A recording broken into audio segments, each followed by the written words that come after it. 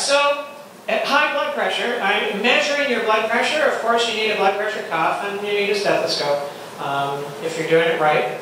And the blood pressure cuff should be the right size. So if you're big, you need a big blood pressure cuff. If you're small, you need a smaller blood pressure cuff. If you're really small and you've got a big blood pressure cuff, it's going to underestimate your blood pressure. And if you're really big and you have a small blood pressure cuff, it's going to overestimate what your blood pressure is. So it needs to be an appropriate size blood pressure cuff. And don't use a machine that measures your wrist pressure. Alright, so if you got one that you measure and it measures the wrist pressure and you're looking at it and you're thinking you're okay, you measure it from day to day, don't do that. They are completely unreliable. And then you go into the doctor's office and you're like, well, it's normal at home. And why is it always high when I'm here? Well, it must be your white coat that you're wearing. And so you have white coat syndrome and you're afraid of the doctor and all that kind of stuff. But now you're just using the wrong equipment at home. Don't use the wrist ones. Use the ones that are up here on the arm and measure from the brachial artery. They're much more effective and they're much more consistent. And then you want to make sure that's placed correctly. The artery is over here on this side. It's not over on the other side, and it usually has kind of a little marker that says, okay, put this over the artery or over the front of the arm. So that it's kind of more towards the inside front of the arm rather than the outside front of the arm. And so have it properly placed. You should be seated with your back supported for about 5 minutes before your blood pressure is taken. How often does that ever happen in the clinic? Yeah, no, everybody's got to get you through and get you going, right? But officially, you should be seated for 5 minutes with your back supported and relaxing in order for your blood pressure to be measured and to be accurate. And then the blood pressure cuff needs to be at the level of the heart and your arm supported so that you're not trying to hold your arm up because that increases the pressure. It's supposed to be relaxed, right? And what is normal? Normal is less than 120 over less than 80. They changed the criteria last year, and I think the blood pressure medication, the pharmaceutical industry was very happy with that. Because now, like, I don't know, 40 million plus more Americans are now hypertensive and are subject to medication. Alright, so high blood pressure is now less than 20 over, normal is less than 120 over less than 80. It's elevated if it's in the 120s, and it's still less than 80. So 120s over 70s, it's kind of the mid-range. They used to call this pre-hypertension. They don't call it pre-hypertension anymore. They just call it elevated. Hypertension stage 1 is 130 to 139 over 80 to 89. So if you're anywhere in the 130s and you're anywhere in the 80s, then you're high blood pressure. That's stage 1. And stage 2 is anywhere in the 140s over 90s or above. And how it is whatever category is the greater is what category you are. So let's say that you had blood pressure of 135 over 90. Are you stage 1 or stage 2? You're stage 2. Right? Because it takes whichever one is in the worst category, and the 90 is in stage 2 category, even though the 135 is in a stage 1 category. So whichever of those numbers is in the worst category, that's the category that you get put in, as far as your blood pressure and your risk is concerned. That's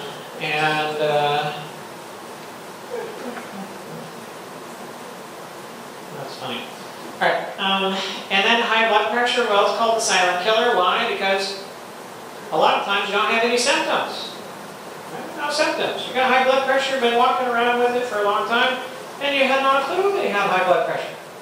So it's important to check. Right? Don't wait for symptoms. Go ahead and check your blood pressure. It's recommended for everyone 3 years old or older. Recommendations is for everyone 3 years old or older to have their blood pressure checked every year for high blood pressure. Why 3-year-olds? Because we are really in a problem. And we are finding the wee ones, and they're starting to develop high blood pressure. I had a pediatrician that was one of my patients at the Lifestyle Center months ago. And she has a number of patients in her pediatric clinic that are with pediatric cardiology. and she's managing high blood pressure in children that are under 18 years of age. There's one of the children in her clinic that's looking at getting a hip transplant, an artificial hip, because of arthritis and everything, because of all the weight that he's carrying around. And they're starting to work on heart attacks. The youngest kid that I had in the emergency department with a heart attack was 14. The heart attack, right? 14. He pulled through that one. Another one that we had was 18 and he died.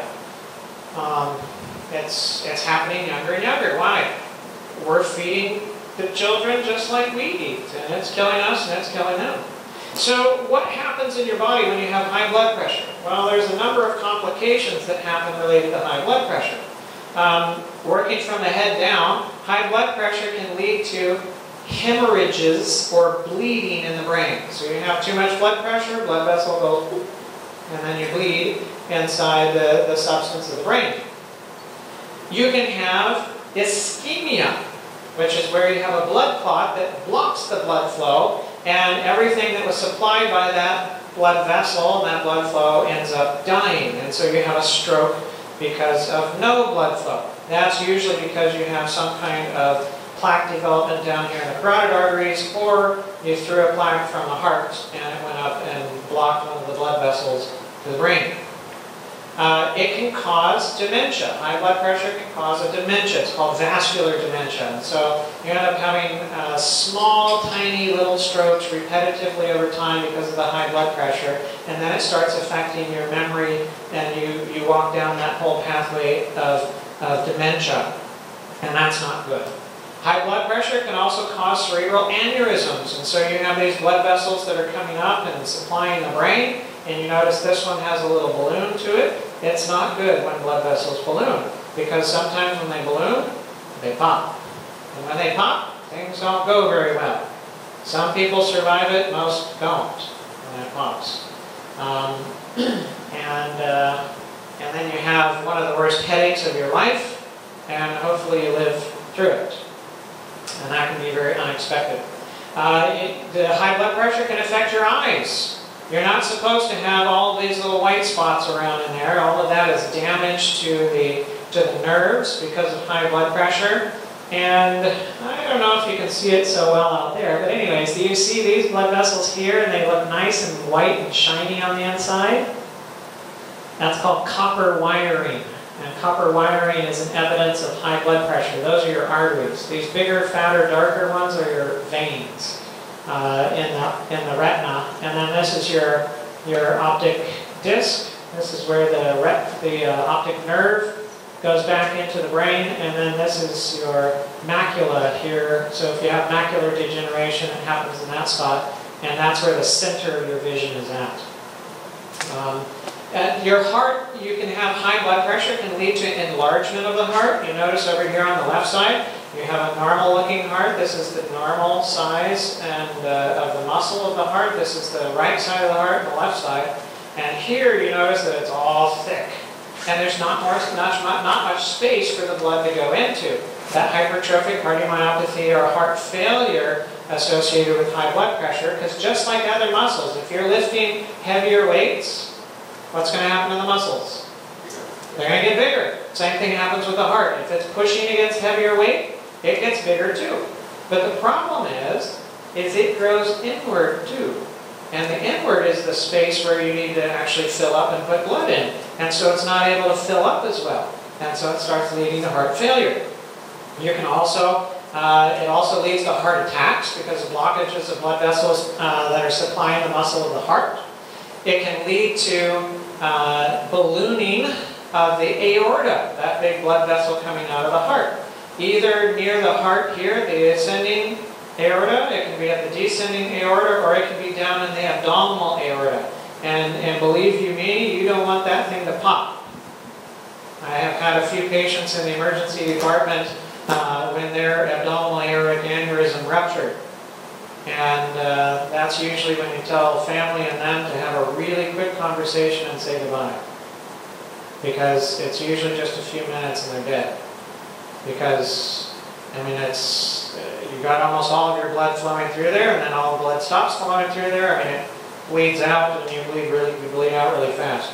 Either that or you're rushing them really fast up into the operating room to see if you can try to save them. You can have aortic dissections where the blood kind of creates a defect in the wall of the aorta, of the artery, the aorta, and then the blood starts separating the layers of the aorta and tearing them apart. And then that can be really, really painful. It feels like somebody's tearing your chest apart from the front to the back. And then it can block off the blood flow, and that can kill you too. It causes kidney disease.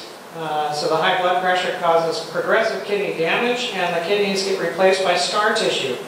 Scar tissue doesn't work so well. This is healthy looking kidney tissue, and this is a bunch of scar tissue and damaged stuff. And when the kidneys don't work, then you start developing kidney failure. Well, you know, blood pressure can lead to dysfunction in other parts of the body too. So that things don't function the way that they were supposed to. And when your kidneys fail, and smoking will cause that problem too, you know. When your kidneys fail, you need to undergo dialysis to stay alive, but dialysis leaves you feeling tired and weak for a day or two. And then after 2 days, what do? You gotta go back for more dialysis. And then you feel tired and weak for a day or two, and then you go back for dialysis. The average lifespan of someone on dialysis is 5 years. About the same as having cancer. It's not a permanent solution. Also, high blood pressure can lead to peripheral vascular disease with severely restricted blood flow to the feet and the legs, sometimes leading to gangrene and amputations. I had to look long and hard to find pictures that give you an idea but don't gross you out. Because there's some really gross pictures out there, and taking care of some of those. And so on. So in Trinidad and Tobago, 2011, the information that we have, or the data that we have from that time, is that 26% of the population had high blood pressure. That was 2011. I'm not sure how reliable the numbers are. Back then, the definition of high blood pressure was around 140 over 90 or greater. It wasn't 130 over 80 as it is now. In the United States, it's 32% of the population that has high blood pressure under the old guidelines, and we don't know yet what the population numbers are with the new guidelines. But it's going to be much higher than that. In the United States, high blood pressure accounts for about 410,000 deaths each year. That is more than 1,100 deaths every day, just from high blood pressure and just in the United States. If we look worldwide, we're looking at 7.5 million deaths every year. That is 12.8% of all the deaths worldwide, and that is over 20,000 deaths every, sorry I said year, it's day. Every day, 20,000 deaths from high blood pressure. 40% of adults across the world have high blood pressure. Is that a big problem or a little problem? It is a big problem, that's right. And what are we doing for high blood pressure treatment? Well, just like diabetes. I can put the old same person up there that's, you know, the person made from pills, and we'd see that it's the same thing. All right, so we're using medication in order to treat the high blood pressure. And I'm okay with using medication temporarily and getting the blood pressure under control. I'm okay with that. I don't have a big problem with that because I don't want you to have all the risks of the high blood pressure. But we need to recognize, is high blood pressure caused because of a lack of medication? No, it's not caused because of a lack of medication. So if our treatment is to supply that which was not missing, are we really treating the cause? No. And if we're not treating the cause, we're going to have problems. Did you know that by law, every medication must have side effects? Or I should say, let me clarify, every medication that does not treat the cause, does not remove the cause, by law, it must produce side effects. You realize that? Because the law of cause and effect says that if there's a cause, it must produce an effect, and if there is an effect, there is a cause that is producing it. And if the effect remains, the cause has to still remain, because when you take the cause away, the effect goes away as well. So if you have an effect, high blood pressure, and you treat it with medication which does not remove the cause, and the blood pressure goes away, did you just take away the cause or the effect? You took away the effect, but the cause remains. But by law, the cause has to produce an effect. So if you just took away the effect of high blood pressure with the medication, now the cause has to manifest another way. And so it has to then produce another effect, a side effect by law. And it's true for herbs too. If you're going to see the bush doctor and doing whatever, and some people think I'm the bush doctor, but because I do use herbs and other things like that too. But if you're going to see the bush doctor and they find a good herbal concoction for your high blood pressure, and you take that and the blood pressure goes away, but the cause was not removed, guess what those herbs have to produce? Side effects. That's right. They have to produce side effects. The stronger the medication, the stronger the side effects. The weaker the medication, the weaker the side effects. But the same thing is true. It still has to happen even with herbs. By law, it has to happen. And the medications do not treat the cause. So we've got to understand, right, where things are coming from.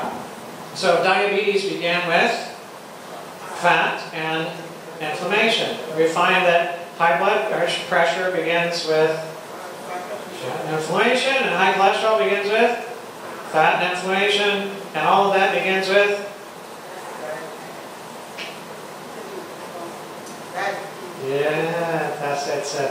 it's a diet-related, lifestyle-related disorder. Right? And if we never get to the diets and the lifestyles, and we just pill it, it's not going to work. We're going to end up having problems all the time. Questions? No. Go ahead. Oh, okay. Come back.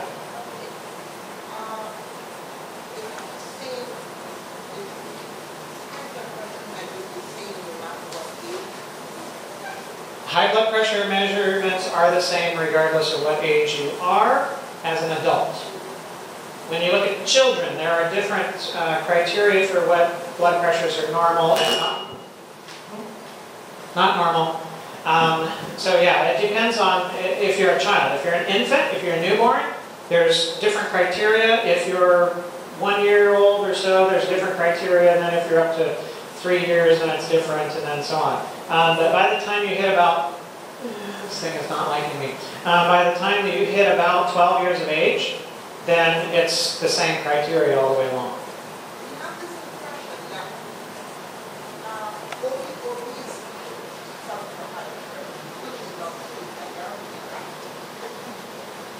You're correct. It is not true that obese individuals are the only ones that suffer from high blood pressure. There's skinny minis out there, and they got high blood pressure too. And for every skinny mini that's out there that has high blood pressure, it's harder for them to get the blood pressure under control than someone who is obese and has high blood pressure. You know why? Because for the obese individual, you have a major factor that you can work with. Weight loss. That's right. And as you lose the weight, the blood pressure comes down. But if you're already skinny and you got high blood pressure, that's a major thing that you don't have anything to work with, because you can't work on losing the weight. So now you got to work really, you got to work harder on the exercise. You got to work harder on the dietary factors. You got to work harder on the salt reduction and throwing out the alcohol and tobacco and all that kind of bad stuff and so on. Right? It takes away that big key factor. If you're obese and overweight, you've got high blood pressure, that's an easy target. Weight loss. You have your hand up.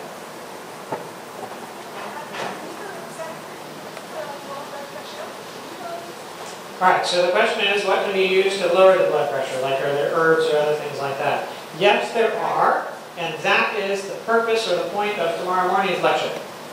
is we're going to be going over the various different things that you can do. But when we're looking at the causes of high blood pressure, the things that put you at risk for high blood pressure, you can start looking at it right now and going, oh, okay, so alcohol causes high blood pressure, so I shouldn't be drinking alcohol. No, tobacco causes high blood pressure, so I should stop using tobacco. Oh, high-fat diets cause high blood pressure. Oh, I need to start working on the high-fat diets, right? And so on. We see all the things that cause high blood pressure, and so looking at that, we go, oh, okay, well, maybe I shouldn't be doing all those things. Of course, then the question is, what should I be doing?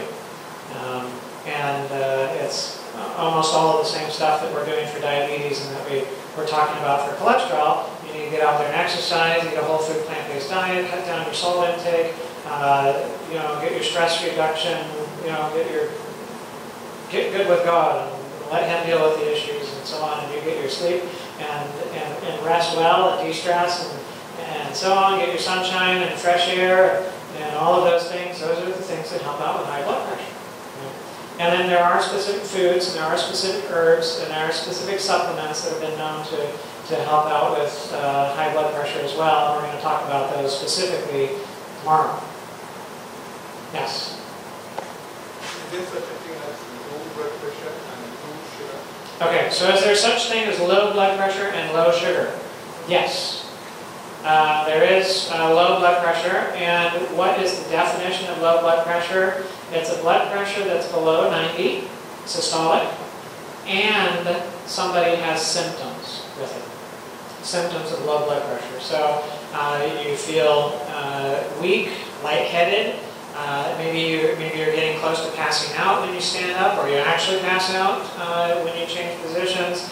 And maybe there's a little bit of shaky, jittery things that are going on with it. If you have symptoms and your blood pressure is below 90, then that would be low blood pressure. But a lot of people are below those blood pressures and they don't have any symptoms. That's not low blood pressure.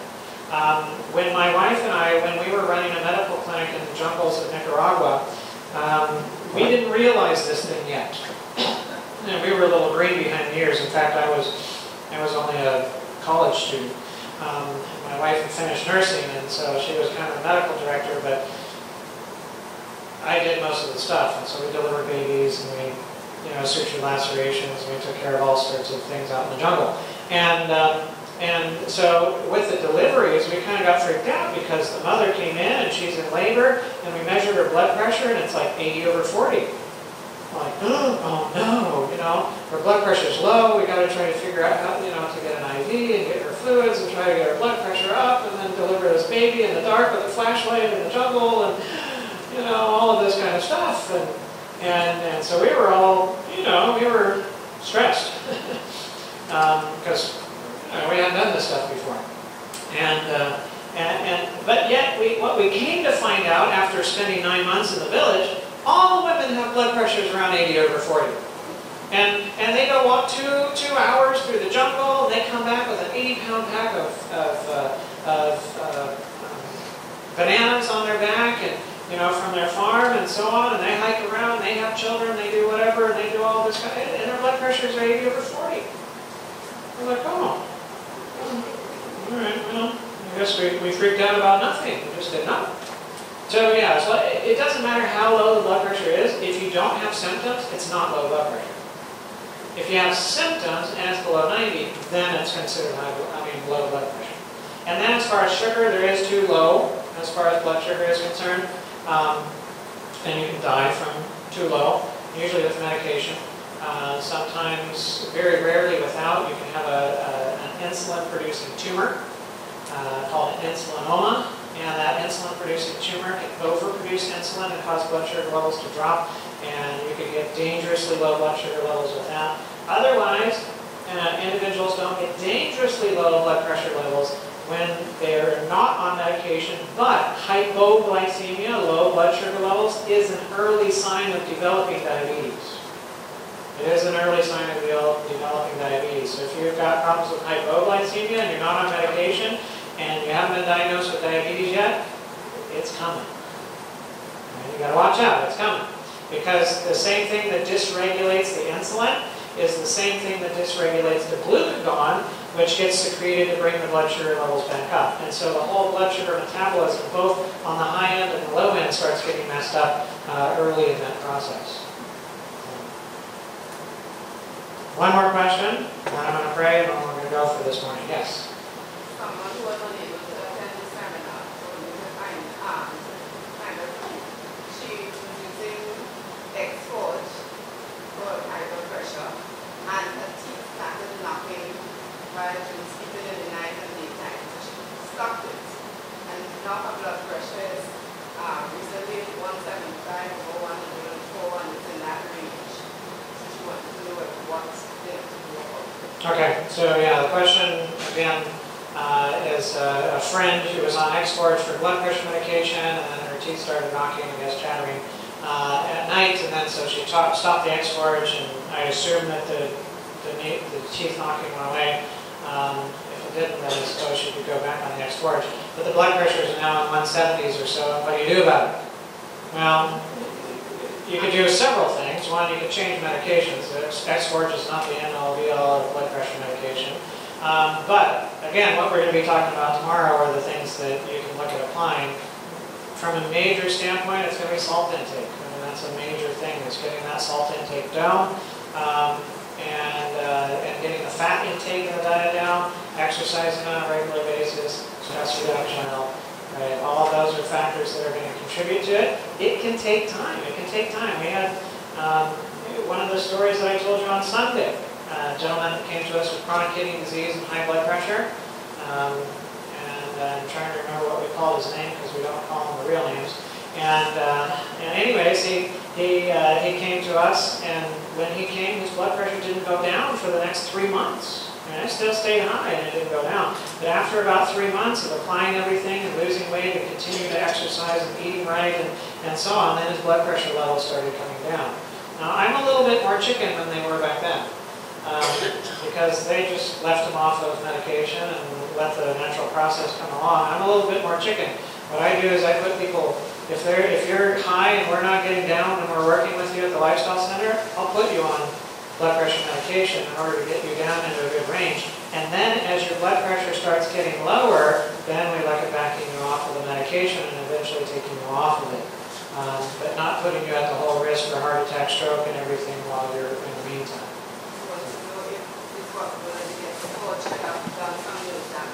She's wondering if the X-Forge could have done some nerve damage. I suppose it's possible. I would need to look up the side effect profile of the X-Forge and see what it is specifically.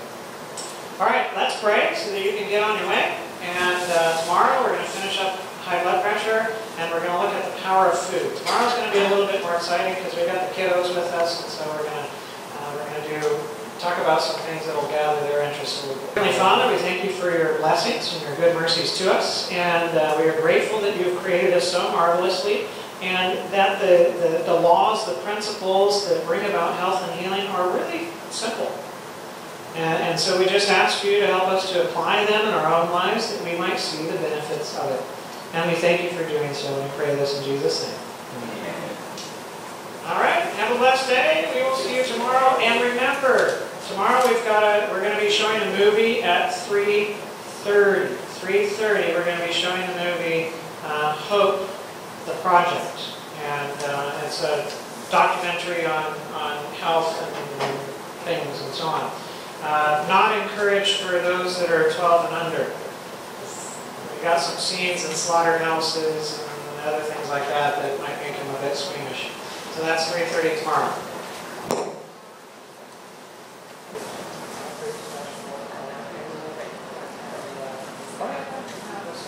That's the only thing that's been shown in the research for is a whole food plant-based diet that exercise. It's the only thing that exercise.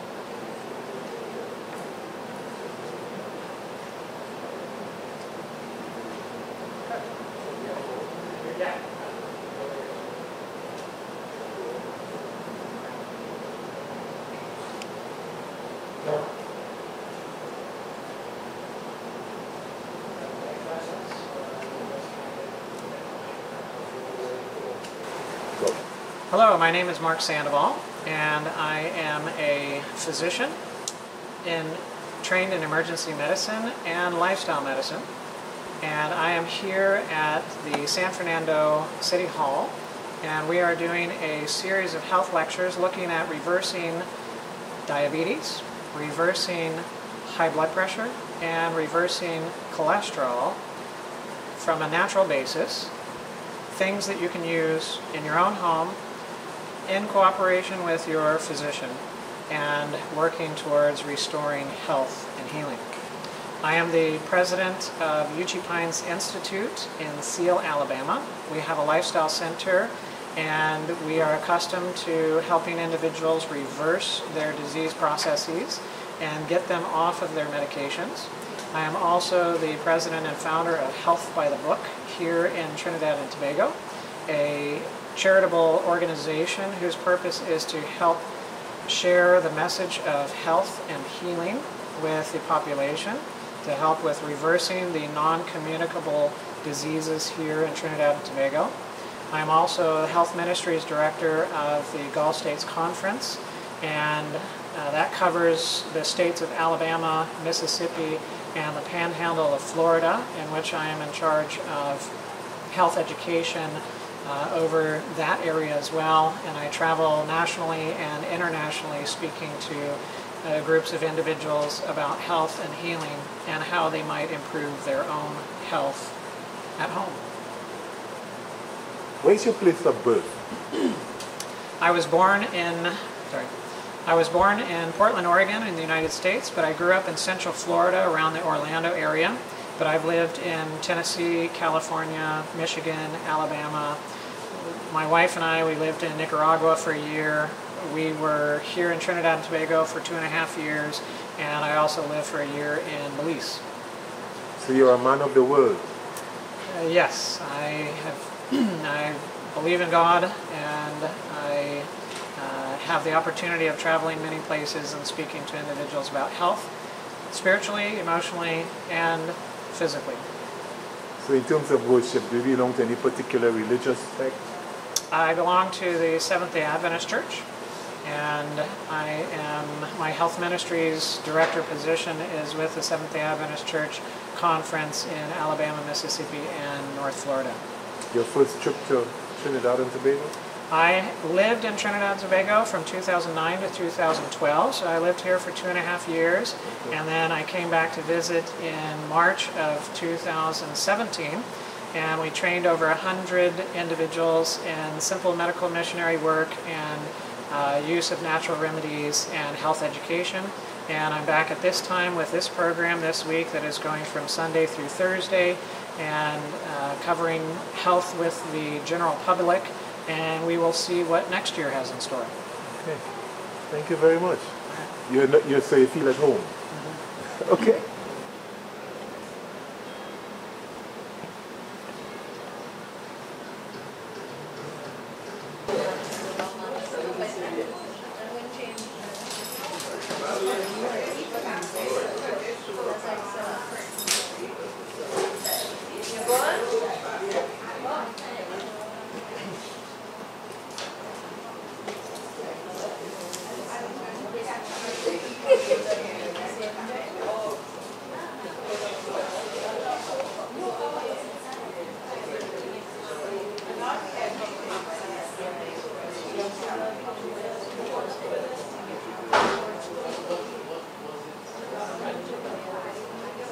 So welcome to Keiko African Arts, the art of leather and the art in leather. I am Kaliko the K, and this is my work. All the pieces I do is handmade in the machines and one of a kind. And each piece starts with a sound. And my interpretation of the sound is evident in the finished piece. So as it goes, whoever purchases a piece, I regurgitate the sound that becomes a message for that given person. Because the base of what I do is a spiritual work, based on the premise that art is where healing takes place. And that is what I bring as an artist. And so happens that my medium is leather. I'm a leather artist. Actually, after starting this okay, so go ahead. Go ahead. Okay, this piece is called A Different Perspective. You know, sometimes we look at something and we have to turn our face to get a different perspective, to get a clear understanding of what it is. So this piece represents, I call, a different perspective. And most of the work I do is based on Yoruba belief system. And in the Yoruba belief system, this represents Ishu. Ishu is the one who opens the way. And as far as Yoruba are concerned, nothing we do, we don't get the full blessing unless we go through Ishu. That's why I had to start with this piece first. The next piece I'll introduce is this piece here. It's called The Dancer. Now, the dancer, it reminds us that whatever we do is bigger than who we are. Because if you look at it, the face, the head is very small. Because it is not about the dancer, it's about the dance. So again, it's about talking about the idea that whatever we do is much bigger than who we are. And this is the dancer. And again, in Yoruba, it represents Ubakuso or Shango. A very important apple. The piece underneath it is it's related to Shango in a sense that it's red and it's white. Also, this one, there is what we call an Udu, which is a Yoruba text, sacred text. And this Udu is called Oshetura. Now, this Udu speaks about the importance of a woman's voice. So again, as far as Yoruba is concerned, Orisha is concerned, if we do anything, we do not consult the woman, we do not get the full blessings of what it is we endeavor to do. So it speaks about the importance of the woman's voice. And this is called Oshetura. Okay, this piece, again, is related to the issue. This piece is called the key. And a bag like this is one of the very most difficult bags for me to do. The reason being that there are so many colors that I could have put into this. But the bag kept saying no. It's supposed to be black and a natural color leather. So I had to use different imagery to give the details. And each detail is a key that unlocks something more deeper. Like if you recognize in this bag, there are lines here. And whenever I put the lines in the book, the lines represent bars. It tells us that the first prison is our body, because our body imprisons the spirit. The bars further tells us that we can be trapped into different things. You can be trapped into poverty, you can also be trapped into wealth. The bars further states that the only thing we own on this earth is integrity, and even that becomes elusive. And whenever I put the dots in the book, the dots represent our ancestors, the ego, those whose shoulders we stand on to be where we are, to do what we're here to do. And in the African paradigm, our ancestors are very important, because we have the concept that there is birth, there's death, and there's rebirth. So our ancestors are there to support us, because on this earth we are spiritual beings having a human experience, because it is in the human experience that our spirit grows. Whenever I use a lot of symbolism with the woman's breast, and that always represents the nurturing element. So this piece is called the key. So everything about this bag unlocks something else. Before you go, what is the kind of price you're looking at for this piece? This piece is about 1,500 US. US? Yes, US 1,500. So US multiplied by 6. And this is the other side of the bag. Most of the pieces I do are sort of two-sided.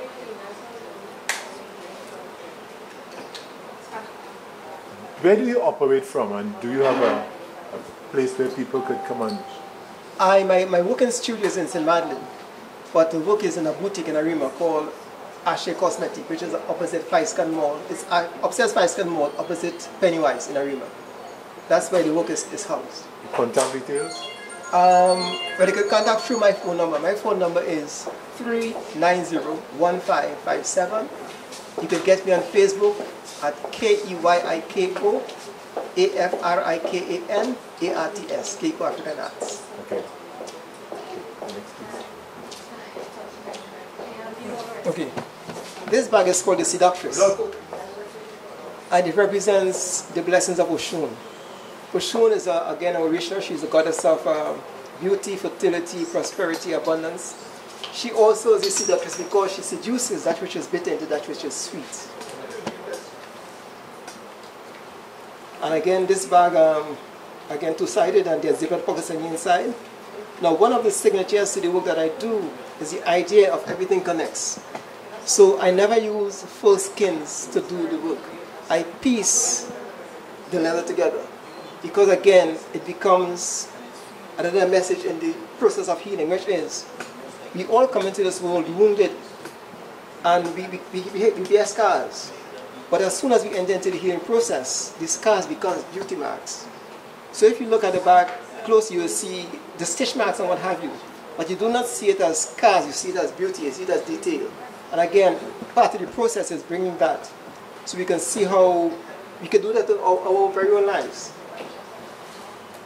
And another thing about this bag, and it is repeated in many other bags, is that whenever you use a rough textured leather, the message becomes, even though life may be rough, it doesn't mean that life is bad. Because when you drive and the road is rough, you slow down. Sometimes we stop and we change gears and we re-strategize. But however, in our personal lives, when life becomes rough, you're going to do a whole lot of things. You're going to speed up and do different things. And then sometimes you end up getting a stroke or what have you, so that you're forced to slow down. So all of that, again, the process reminds us of the art does not imitate life. Art reflects life. So this is the synopsis. This piece here is called Igungun. Igungun is the spirit of the ancestors. And again, it's very recognizable in the Yoruba knowledge-based system. This is basically, well, it's a wooden mask, but other than that, everything is leather. It's leather that's designed to look like Ashoke fabric. And Ashoke is a royal fabric from Nigeria. So this is the Igungun.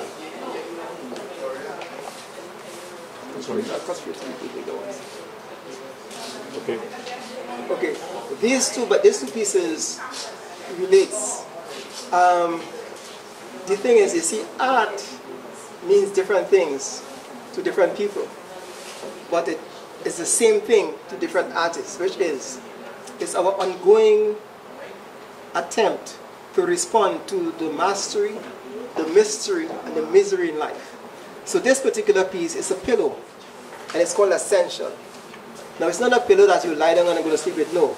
But it's a pillow because of the fact that the subject matter is the enslavement of African people.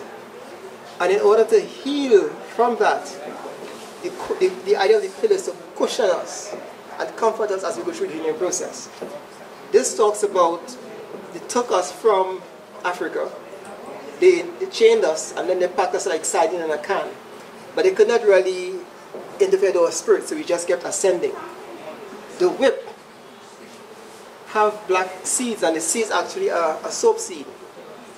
And the whip, the black pieces in the whip represents us in the whip. Because you became the whip. So this is Ascension. Now, this piece here, I used to do a lot of residencies in the States. And whenever I go to do a residency, I will take pieces like this with me and have the students critique, talk about it. And that opens the way to go deeper with the residency. So I know exactly where they are, what their understanding is. And then we can go deeper with this. This piece is called Cleansing the Wound. Now the thing is that there has been a lot of talk about racism and healing from racism, but no one is willing to open the wound and clean it out.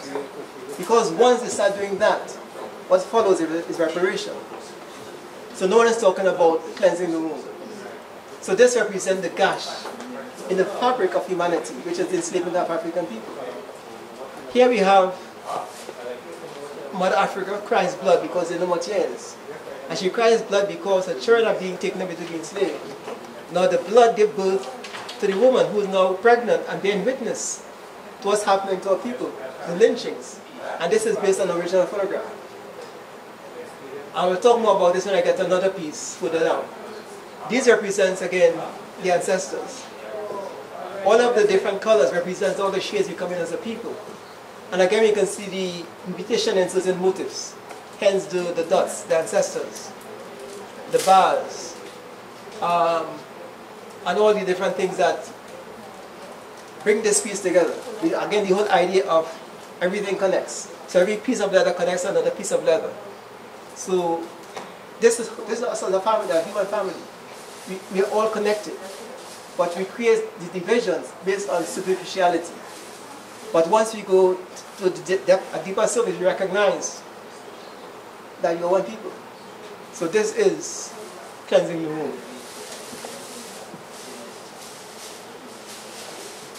This is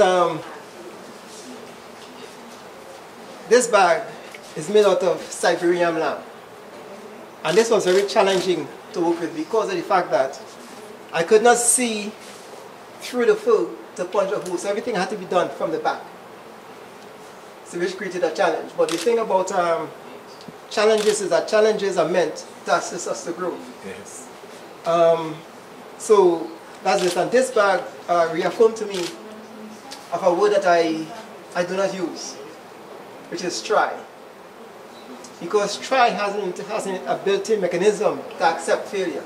Yeah. And what I found is that the words I used to get around using the word try, I started to see the difference. I started to see the difference in the work. So instead of saying try, I would say I am working towards, or I am in the process of doing, or I'm in a journey to becoming, something like that. So when I do that, it opens me up, and then I see the progression in the book. And this is also lined inside in ostrich leather. This piece here is called I Am, and it speaks about abuse. I think I should speak more about how the work comes about. So this piece, sometimes, let's say for instance, I'm working on this bag, and I'm looking for a piece of leather to do the pocket, and I may touch another piece of leather and that starts to speak. And I have to follow whatever that is saying. And in this case, I line up this piece, and then I put these strips, and I started following the voice. Let me jump to something else when I talk about this. This piece here, I used to do residencies in Jackson Hole, Wyoming. And I was taken out to a reservation where I was speaking to some elders in a shop that they were selling artifacts from the Dakota people.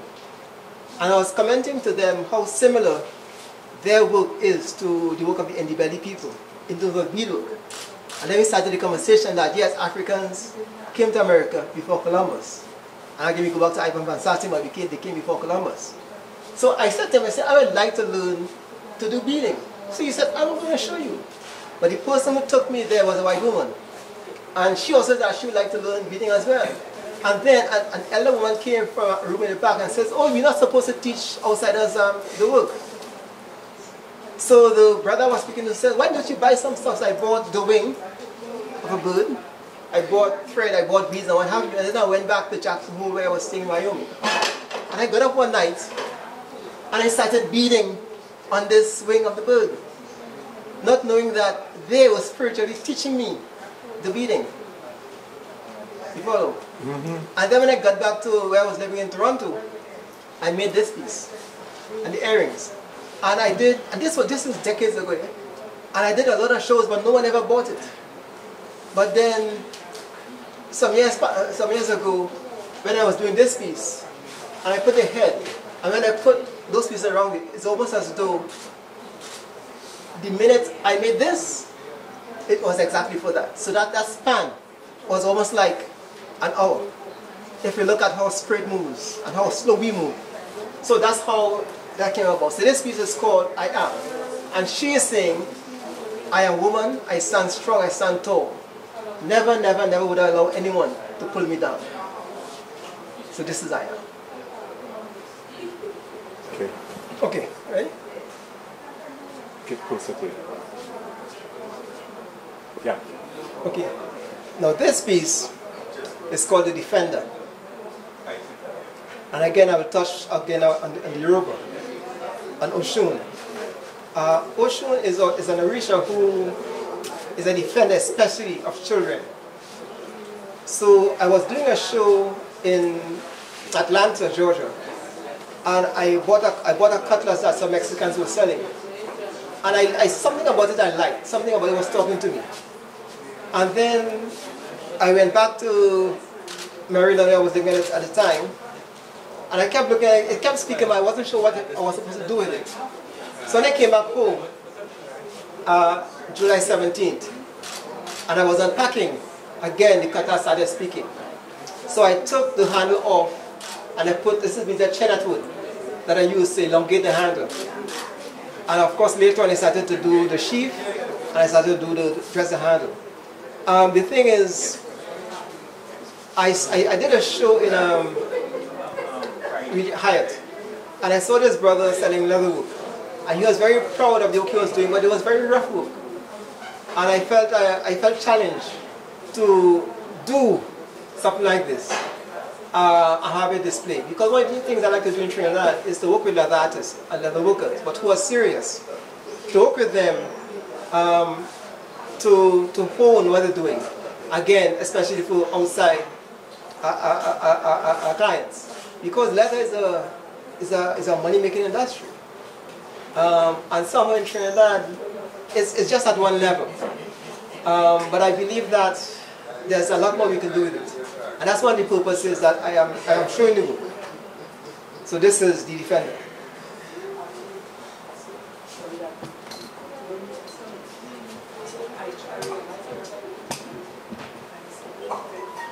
Okay. This piece. Okay. This piece. This piece is called Run, River, Run.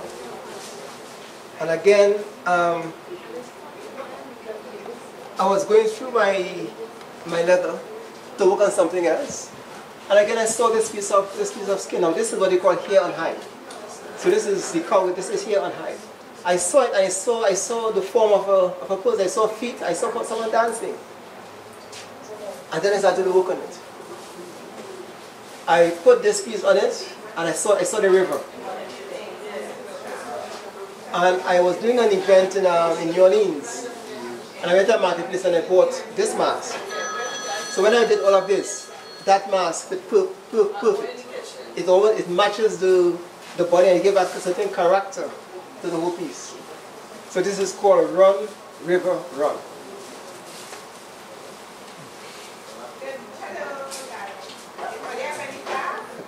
Now when I was speaking about cleansing the wound, I spoke briefly about something that will come to later on. This is it. This is a neck pouch, but the depiction is based on an original photograph of a lynching. This is called the picnic. Now, we talk a lot about going to picnics and what have you, but you see, all words have an origin. It started somewhere. And when you use the word picnic, this is where it started. In the plantation system, Europeans will bring the food, the children and stuff, and sit on the lawn, and for entertainment, they will take an enslaved African, but back then they would not call them enslaved Africans. So they take them and they hang them up, and that was entertainment. So this is called the picnic, as in picking that person to string up. And whenever I do shows, I always like to have pieces that depicts these things, and because as an artist, I believe that the first responsibility is to relate to the struggles of the people. And this is an ongoing struggle. We're still suffering from the wounds of enslavement because, like I said back in cleansing the wound is yet to be opened and clean, so healing can take place. Because infected wound would never heal. Right. Okay. This was a kind of a fun project. I was again going through my leather, been looking for a piece of leather to do something with. And I touched this piece of leather. Because previously I used to do hats at one time. So I had cut out circular pieces to make the hat, and I just put that in my bin, in my scrap bin. And that day when I picked it up, this animal started to speak. So I went with the flow. And this is how this bag came about. So it's like everything else, it's functional art. It could sit as a sculpture, or you can put things in it, because it's a bag. And one thing I always say is that artists are mad people, because we We see things that aren't there, and we hear voices. And people laugh at us, but everything has evidence of the voices I listen to, or the things I see, because sculpture will take a piece of wood and see something in the piece of wood, and what he does is remove the access. You see, because you see, mad, what you call mad has nothing to do with your mind. It's to do with your spirit, because when I accepted the fact that I was an artist, it was based on the premise that as an artist, I did not have the ability to create anything, but that I was a vessel through which the spirit of creativity flows. So for me, being an artist is to be in a constant state of possession, which is being possessed by the spirit of creativity. So when you call people mad, it's because they are possessed by something. So instead of putting them in a place and giving them drugs, is find out what are they possessed by, and then deal with it from that person, a spiritual premise. So that's my take on that. This piece is called Keeper of the White Cloth. And again with Yoruba, it represents Obatala. And Obatala is referred to as the father of the Orisha or the chief of the white cloth. Obatala deals with morality, because it is very difficult to keep white clothes clean. Right? So this deals with morality. So this is called Keeper of the White Cloth. Now these pieces here are pieces that are works in progress, hence the clips. Now whenever I put the clips on the work, like when I'm doing a piece, I do this up to umpteen times to get a clear perspective of what it's saying. So I will assemble it, put the clips, take them off, put them back, take them off, so I can start assembling the work. Because the way the work works is that it's sequencing. So that in order to do this, I have to do many steps just to do this. Sometimes I have to do something first, leave it, do something else, and then come back to it. So that the end product, everything is finished, inside and outside. So this is still being worked on. This is one side, and then this is the other side of it. And again, the motive. Everything, every line, every mark, every dot has a meaning. The leather used have a meaning. This on top here, I'm not sure if the camera can pick it up. This is ostrich leather. And again, ostrich leather is a rough leather where the paws are raised as they remove the feathers. And that gives the beauty to the leather. It's a very soft leather, but it's a very strong leather. I find for me it's more exotic than crocodile. Now the leather I use is basically cow's leather. Because cow's leather is one of the most appropriate things as a conduit for spiritual energy. Because you see, leather is alive, leather breathes. And it's because of that reason I do not use paint in the work, I use leather dyes. Because the paint blocks the pores in leather so it does not breathe. So I use the dyes because the dyes just penetrate the skin. Right? Now again about the motifs, all of these again, the dots represent our ancestors. All the bars again is about the idea that we are trapped. Our body is the first prison because our body imprisons the spirit. Again, like I said before, the bars reminds us that we could be trapped in different things. You could be trapped in poverty, you could be trapped in wealth. The bars further states that the things we claim to own on this earth actually owns us. Because all we own is integrity, and even that becomes elusive. So when I'm doing a piece, I am listening to what it's telling me. And that's guiding me. And some way or some form, whoever comes to get the piece, then I regurgitate the sounds into a message for that person. And based on my experience thus far, every time that happens, the person who receives the piece, that means that's exactly what they're going through, that's exactly why they came, or stuff like that.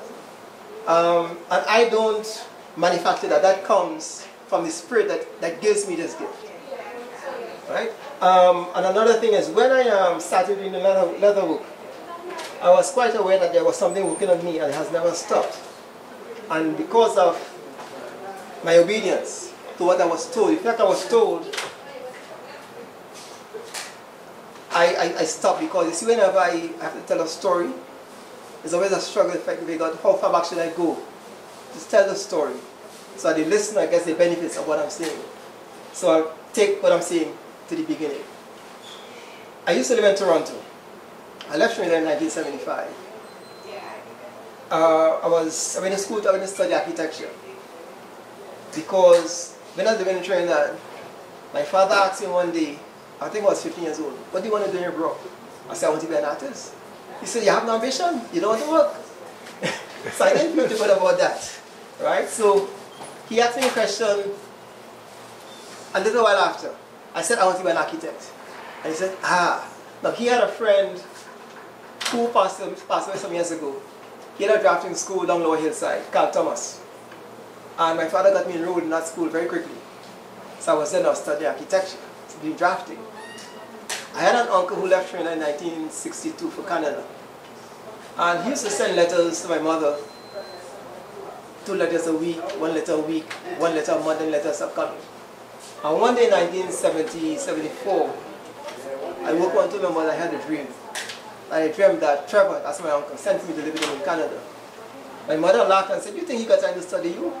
The next Monday morning, a letter came in the mail addressed to my mother from my uncle asking her for me to come to live with him in Canada. On January 25th, 1975, I was on a plane going to Canada. At what age?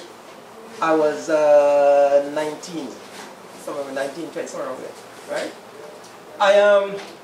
When I got to the airport, in fact the plane stopped landed in Montreal, plenty of snow. Then I had to take another plane into Toronto, no snow but it was raining. So my uncle came with a coat for me, and he gave me, because I said, I don't need no coat, rain falling. He said, okay. Well, as he said, then I asked him, I said, Trevor, why did you send for me and not Clifton? Because I have a brother who my uncle was closer to, right? And my uncle is very, very honest. He said, but I do not know how your name came in my head when I was putting the papers. But when I put your name down and I recognize that what you were doing, that you make more use of it in Canada. So, as soon as the airport door opened, and I felt the cold, I took the coat my uncle brought for me, plus the coat he was wearing, because it was very cold. Because I couldn't understand cold rain, you see. So, there I was in Canada studying architecture now. And one Friday evening I'm in school, and the professor was talking about the calculation for a beam to avoid tensile stress. And I went into a daydream, and something says to me, here you are, learning to become something when there's a greater need for you to become someone. Find out who you are and go in search of yourself. When I left, I went back into the arts. I used to dance in Trinidad and stuff like that. I went back into dancing. I went back into poetry. I went back into every form of the arts. And, well, of course my parents didn't like that idea. You know, but they see something was pushing me. And then one day in 1987, I decided to go back to school. So I applied to York University to study anthropology and African studies, and was accepted. I had a friend who used to sew clothing, and she had an industrial sewing machine. So I asked her if she could make me a bag. She said, yes, I would, but she never did. So 2 weeks before school started, I designed the bag I wanted to make. I went to a leather store, what do I need to buy to make this bag? So they told me, choose what leather you want. So I chose a piece of leather, and they sold me an owl. It's a needle with a bobbin in it that you push and pull that looks as though you use a sewing machine. So I bought that and everything I needed, to all the buckles and stuff to make that bag. So I went and I made that bag. And in the front of the bag at the time, we were fighting against apartheid. So on the flap of the bag, I had a map of Africa, and I had people with the fist in the air saying Amandla. And I walked into York University, and that was my transformation. And I could hear a whole lot of voices throughout, because see, the thing is, anthropology and African studies were two of the most controversial subjects that people learn. Why? Because of the assumptions they make based on culture bias. So in one particular class, the professor put on a tape, and they were showing women going to the water source with a bucket, and they coming back, they'll put grass in the buckets. So at the end of the tape, one of the students asked, why did they put the grass in the bucket, in the water? Well, the teacher said, well, that's medicine. I says, no. I said, if it's medicine, 2 things are going to happen. Number one, you contaminate in the water and you're going to dilute the medicine. I said, you put the grass, you could put body in the water, because if you put body in the water, it would not spill out. Because my grandma used to do that when I used to live in Trinidad. That's how I knew that. Now you see, when I went back to university, I went to university as a mature student. And most of the students in the classes were younger than myself. And York University attracts a lot of foreign students, particularly from Africa and the Caribbean. And it's a very expensive university for students. And on top of that, most of the students are children of government ministers or business people. And they said to the children, you go there, whatever professor said, do, you do, and come back home in the degree and have a big book written for you. And I thought to myself, who knows what position they may hold and have influence over my nieces and nephews growing up here. So I was very vocal in the classes.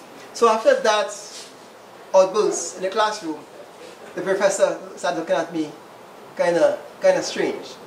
But I was following something much bigger than that. So at the end of it all, I opened a studio downtown Toronto. So now I am an artist. Everything was going fine until people started giving me bounce checks. I was spending too much time in the studio. It started to affect family life. And one day I just got fed up because they cut my lights and all kind of stuff. So I just started throwing stuff in the garbage. And something stopped me and said, what are you doing? So I picked everything up, cleaned them, put them back in the shelves, went to the liquor store, bought some white rum, and I spiritually cleaned my studio. And I sat down and I made a bag. The bag I made was very similar. No, black and white. The bag in question was very similar to this bag. The only difference being that the bag itself was black. No, the bag was red, and this part was black. So it was black and red. And what I did is I put curry shells for the eyes, the nose, and the mouth. And I hung this bag on the wall and I went home. And I came back to the studio early in the morning. I sat and meditated and said, okay, now how do I proceed? The bag, almost as though the bag left the wall and came in front of me. And I no longer saw the bag, but I heard a voice that I've been hearing since I was a little child. It was a woman's voice.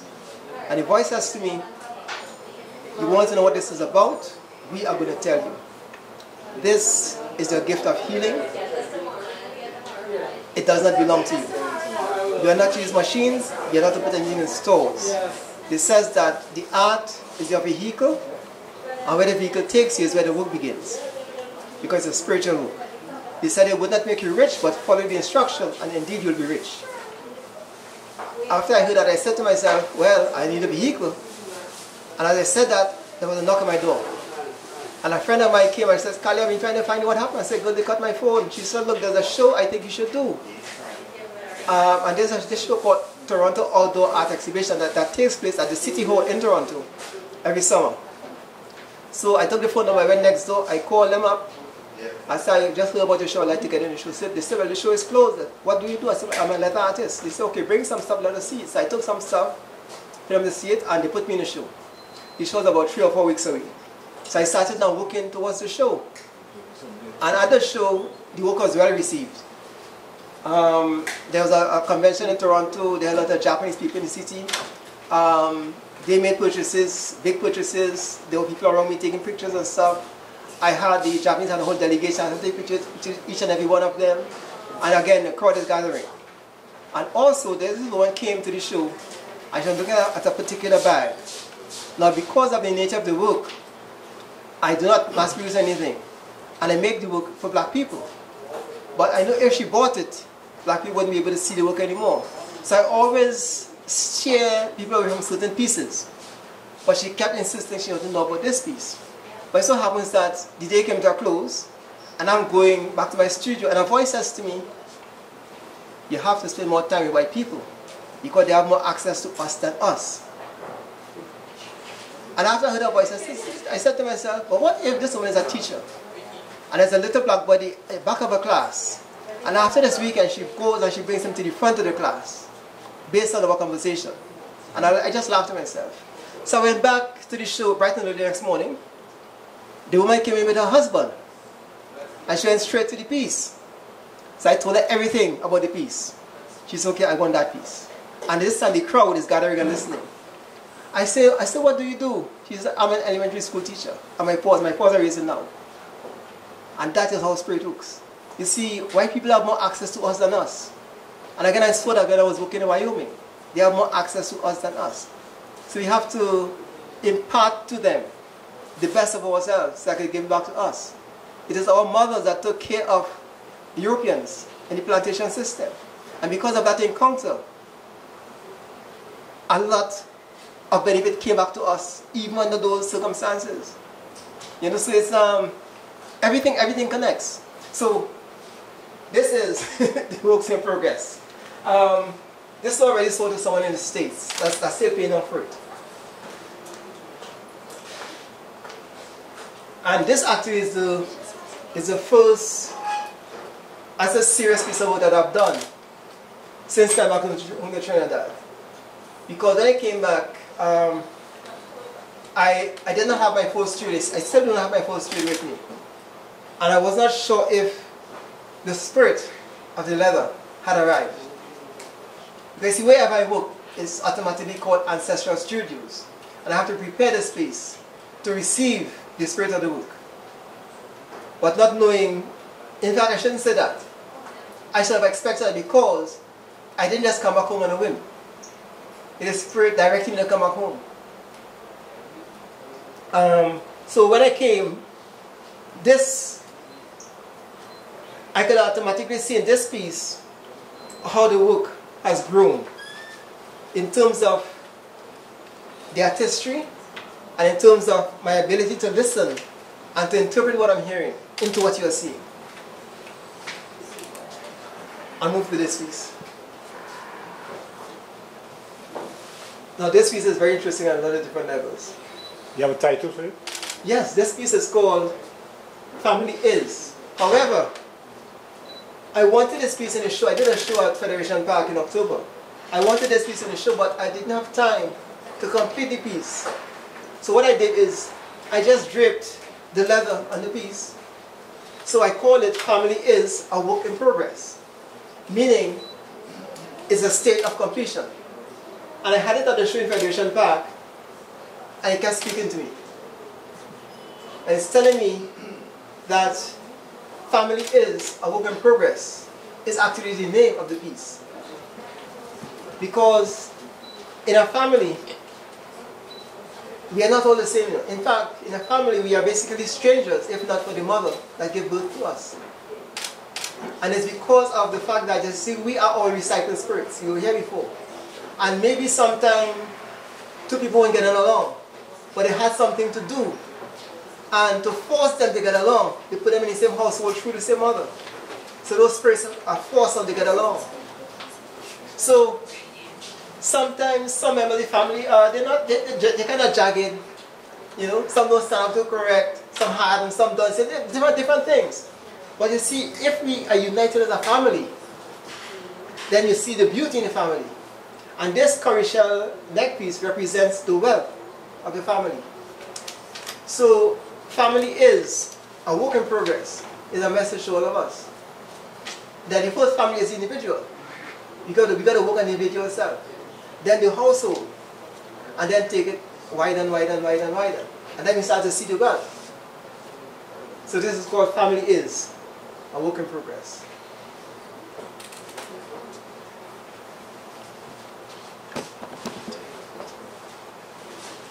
Okay, this bag is based on, there's a people, I think you're from Niger, they call it Wadabi.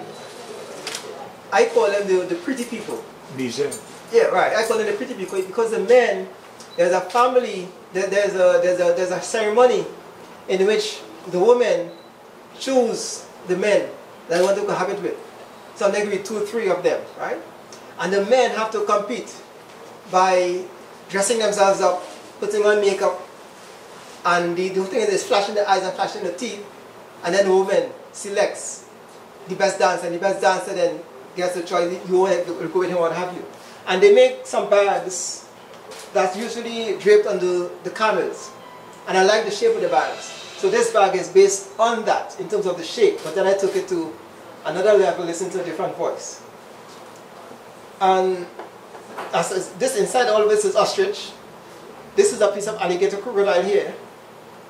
I do not use a lot of crocodile on the book. Whenever I use it, it's just for accents and to emphasize a particular message and meaning that I want to portray. And then this is the other side. And again, all of the work is handmade, no machines whatsoever. Everything is hand stitched.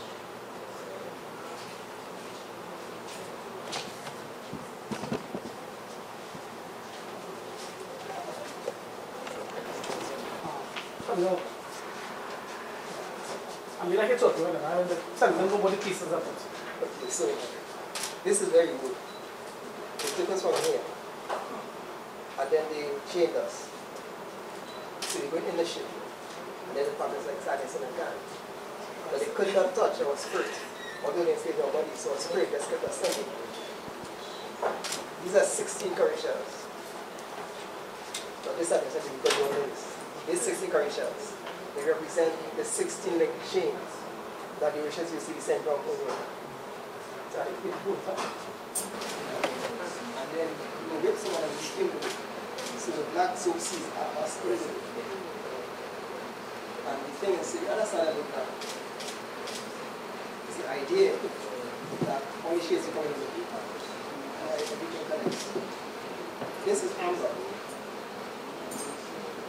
Our country is very this is amber. And amber comes from fine trees. And it takes this layers of the edge to the color like this. It's a sap. You know,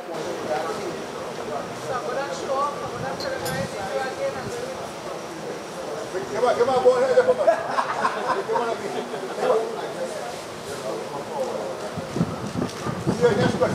Yes, but what do you like about Fernando?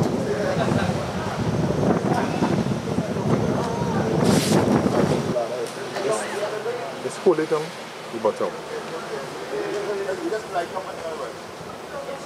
Smart my hand over. You want my hand on the foot?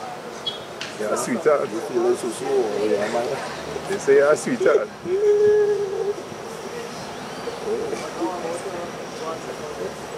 Can I susu on my hand?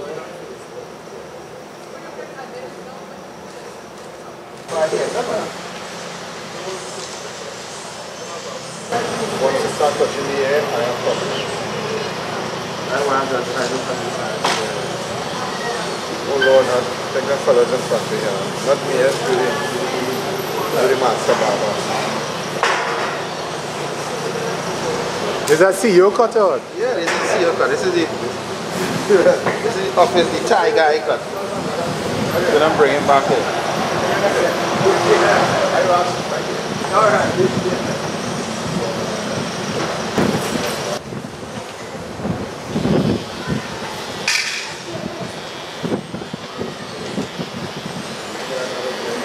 The tallest barber in town. Only supervisor.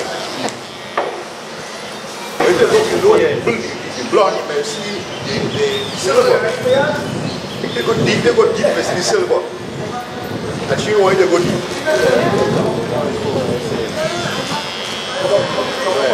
Right? Oh, that's silver. Yeah, I got that. They pay Richard for that silver. No, the character. Still low. They call it platinum, it looks like silver.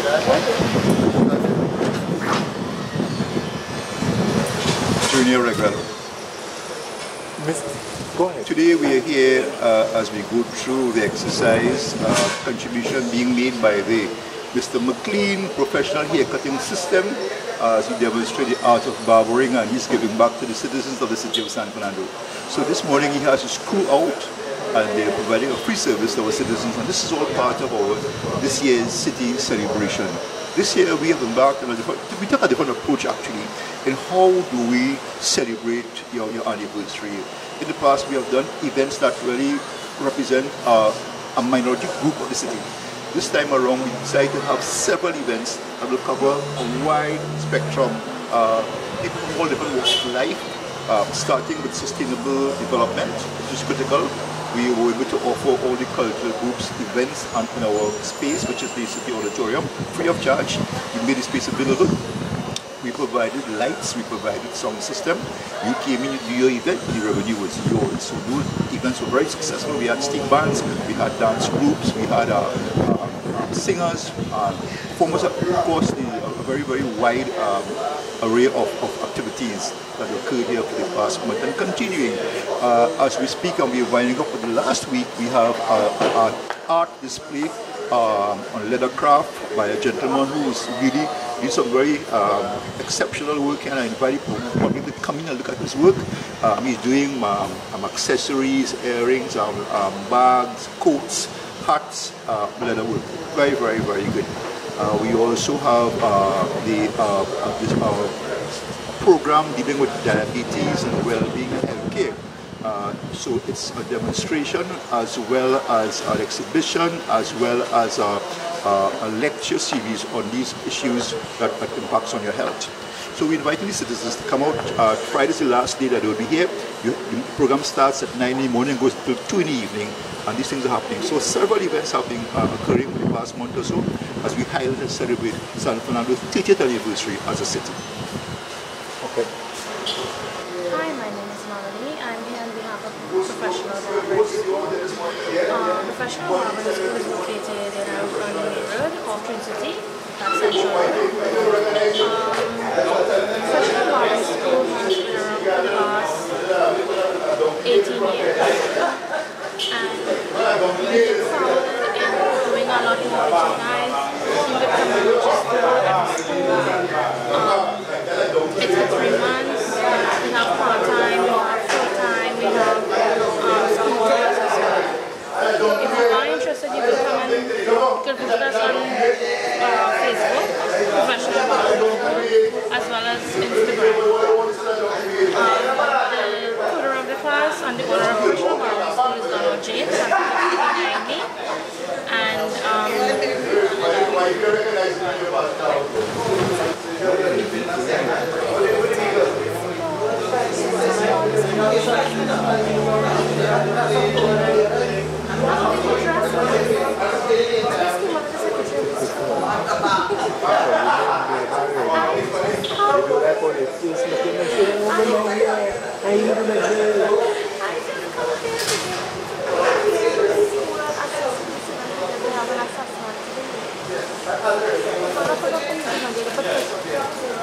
Good job.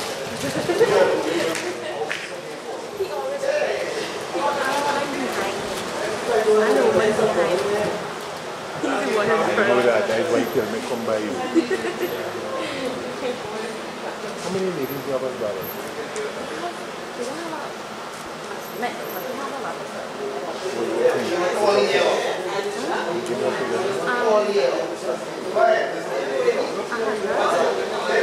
How many shops are there?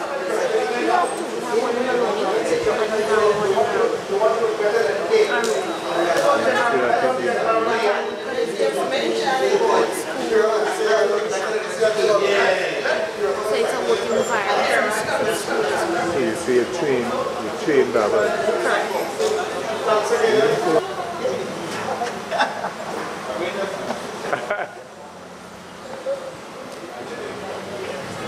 Go ahead.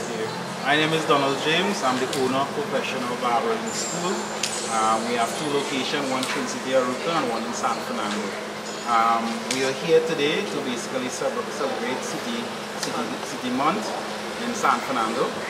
We're basically here giving free haircuts to some of our students from the Police Youth Club barbering program. It's been a pleasure being here, giving free haircuts. The mayor invited us down here, and Professional Barbering School just showcasing what we've been doing for years. We've been in existence for the last 20 years. We've certified barbers and place them throughout the country and internationally. So, God bless. So it's something serious that she can't do. So she has to go by the professionals. Teach hairdressing and so forth.